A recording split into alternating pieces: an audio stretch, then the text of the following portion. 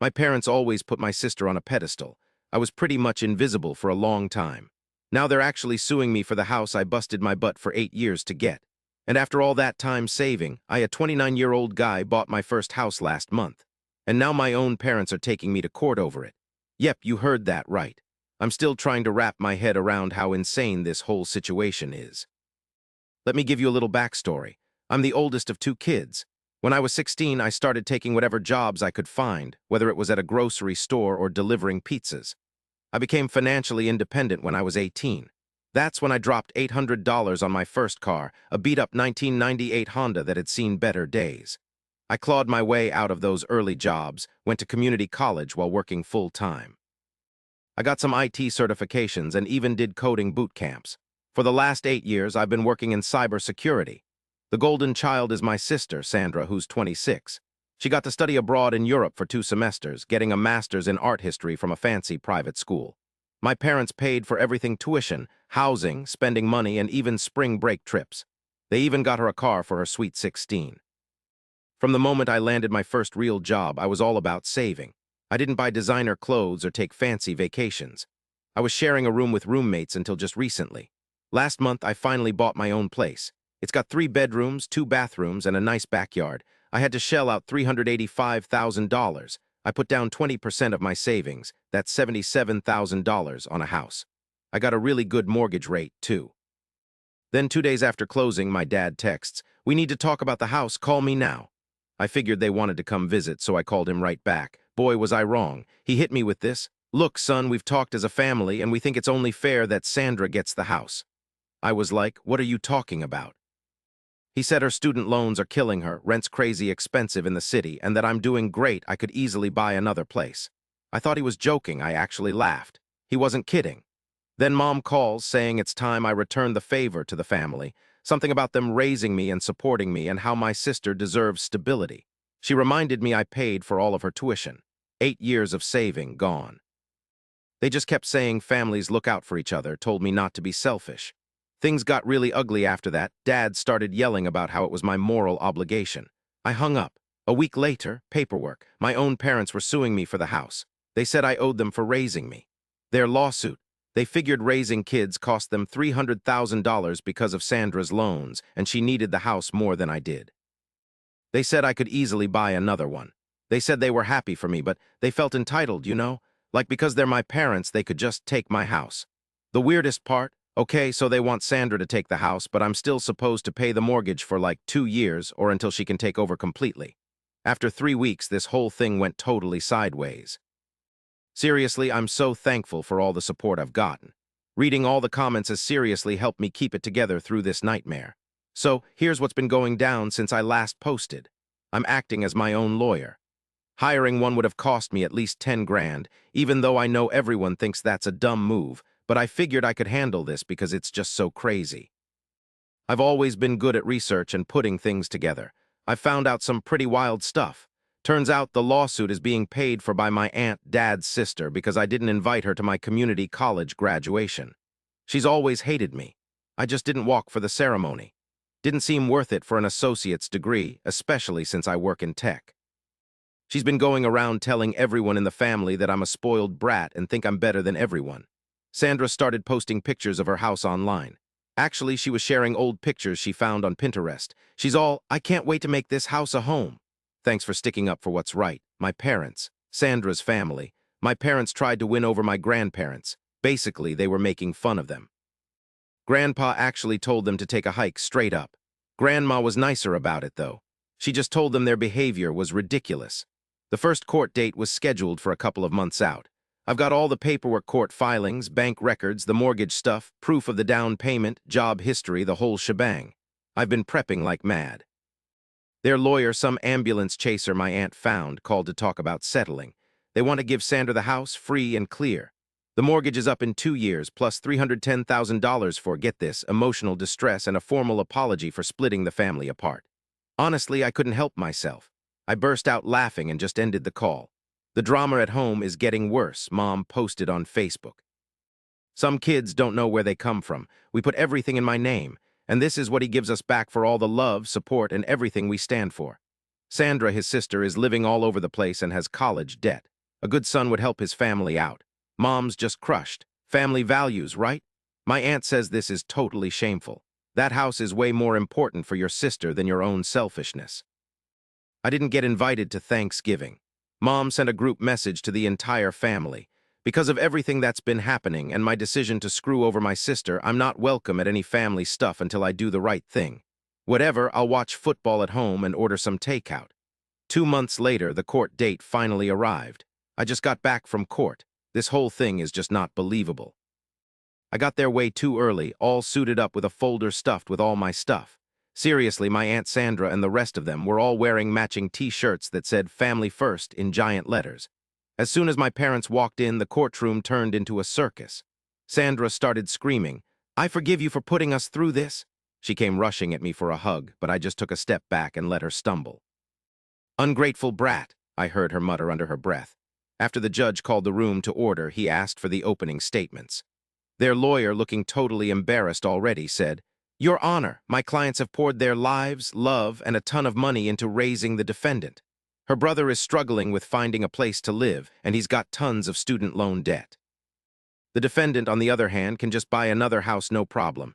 This is all about helping people and sticking to family values." I spoke up. "Your Honor, I used the money I saved up over 8 years to buy a house. I'm the only one with a mortgage, that's all." The judge looked at them with a puzzled look and told their lawyer to present their case. They showed off photo albums from my childhood, full of family trips. Then came Sandra's student loan bills for art history, totaling $180,000. After that, there was a spreadsheet with all the so-called expenses my parents had when I was growing up, including a Happy Meal from McDonald's in 2003 that cost $12.99. I showed them my emotional commitment by sending texts that always ended with "Love you guys." I'm in cybersecurity, that's what my LinkedIn profile says anyway. It's all public info. Sandra's whole artist retreat plan for the house? Screenshots show it was my money, my bank records prove it, my savings, and the mortgage. It's just my name on the paperwork. I even paid for my own community college. The school's records back me up. I've been completely on my own financially since I turned 18. But when I asked for help with college textbooks, they said, "We're focusing on Sandra's education right now." Then came the big moment. The judge asked Sandra, "What's your job?" Her answer, "I'm focusing on my art during this transition." He pushed her, "Do you have a job?" My mom chimed in, "She's an artist. She makes digital content." My aunt shouted, "Is she even making any money? She deserves that house more than him." The judge gave my aunt a stern warning about her courtroom conduct. He turned back to Sandra. "What kind of digital content?" Sandra, real proud, says, "I'm a lifestyle influencer and dancer on TikTok."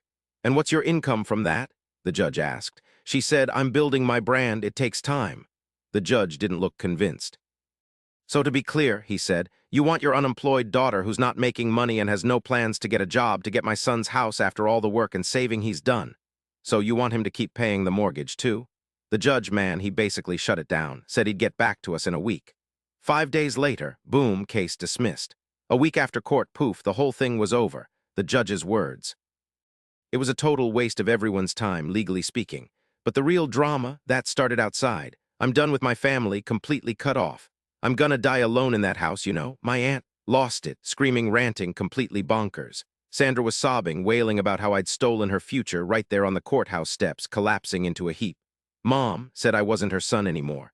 Dad said I'd ruined the whole family. When I got home, I checked my security cameras, you know, the ones I put in right after all this started.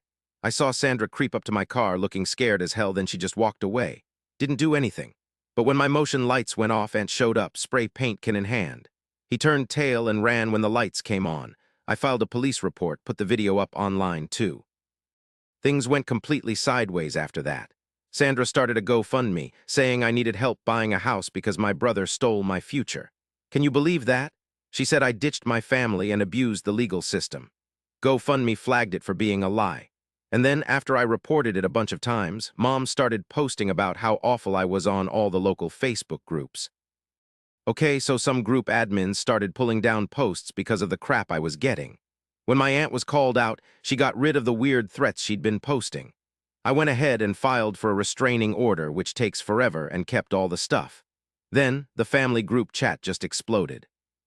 After Mom started with her sob story, my cousin, who never really liked Sandra, chimed in with, Didn't you guys pay for Sandra's $200,000 education while I worked nights to scrape together money for community college?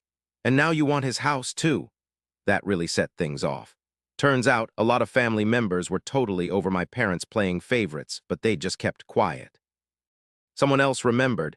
Remember when my name asked for $200 for books and you got Sandra a MacBook instead? Then there was the $15,000 graduation party for Sandra, and my name wasn't even offered dinner. They added, "You two are just a disgrace as parents." Grandpa piled on, saying my name didn't get anywhere because of them, but in spite of them. Update 4, 3 months post-court. I was gonna just ignore it, but after someone tried to mess with my stuff, I knew I had to do something. The police report, which includes security footage, is still open. I got a temporary restraining order approved, sent out official cease and desist letters. I reported the fake GoFundMe and saved everything just in case I needed to file a civil suit. The consequences are starting to come down. My aunt got a written warning at her job for harassing me through work email, so my GoFundMe, it got shut down.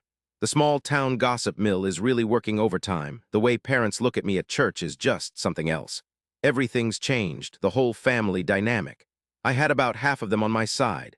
Another quarter were just kinda sitting on the fence. And then there's that last quarter who still think I should have just sold the house. That was the last update. And now, well, things are different. The way things are now, my folks, they just straight up stopped talking to me. After my aunt broke the temporary restraining order, it became permanent. Sandra, she got a job at Starbucks. Then she went and complained about it on Instagram. Meanwhile, at work, I got a promotion and I put in an upgrade for the security system at the house. I'm actually doing all right, you know? I adopted Luna, a German Shepherd mix from the shelter. And I started doing game nights with my friends. It's awesome to have people over who don't judge everything I do. Sometimes, when money's tight, Mom texts me asking for cash. I just don't reply. Dad sent me an email once asking when I would pardon them. Said families should stick together. I didn't write back. But the good news is every Sunday, Grandpa comes over to my garage for dinner. He's teaching me woodworking. My parents always made excuses, but it turns out he wanted to spend time together for years. Last week, he told me, "Kid, I admire you. You stood up for yourself." And for anyone wondering, yeah, my parents really thought they could sue their adult son and win. And yeah, Sandra really felt like she deserved something because I was doing okay at work while she was struggling in college. Honestly, they just keep going around telling everyone I'm the reason the family fell apart. And you know what? Some folks really shouldn't be parents. I appreciate you all listening to this messed up family drama. It's a total dumpster fire, I swear. I'm gonna go hang out at my place with my dog and just chill. Remember, just living your best life and setting some limits is the best way to get back at them. I'm not telling you where Sandra works, so stop asking. Update: the vandalism case is still ongoing. These legal things take a while. Another update: Grandpa says thank you for all the kind words, but he doesn't even know what Reddit is. The guy's 84, he's got no time for that internet stuff. I appreciate you guys listening to all this crazy family stuff.